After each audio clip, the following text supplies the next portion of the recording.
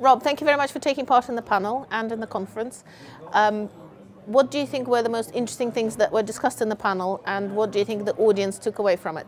Well, I think it's pretty clear that the industry has gone, the first mile over the last 10 years, and now we have to take it the last mile. And, the biggest knock-on effect of the credit crisis has been, I think, the regulatory freight train that's sort of moved through the industry, preparing for that, but also how people measure and manage risk.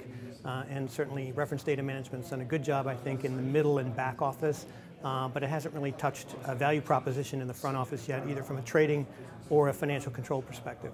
And that's where I think the industry needs to start to invest and guide its solutions. You mentioned something during the panel. I heard you mention something about the relationship between the buyer, the data vendor, and the exchange itself, and you said that that's going to change completely.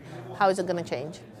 Well, I think the relationship will change because the data vendors have been intermediaries, basically providing efficiency around packaging all that data and then delivering it into the ultimate consumer.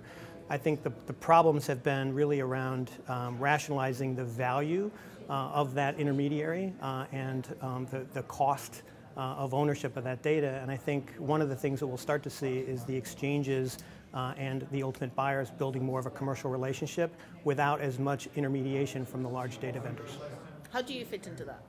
Well, we fit into it because we provide a quality layer and a processing layer on top of it. So referential data is great, but it's not financially intelligent. So what we do is we create trading intelligence on top of it, risk intelligence, intelligence around capital management, et cetera. So in effect, what we do is we apply additional layers based on our domain knowledge to make the data more useful and consumable into trading systems, into risk systems, and into other key financial control systems.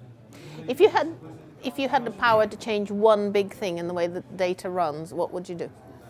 I would integrate what I would call the data stewards and the ultimate consumers, right? I think the disconnect today is really around the people that are manufacturing or responsible for manufacturing and cleaning the data and the people that are consuming it. And the disconnect today, I think, is building an intelligent layer in between them so that the data can be more useful in a timely manner.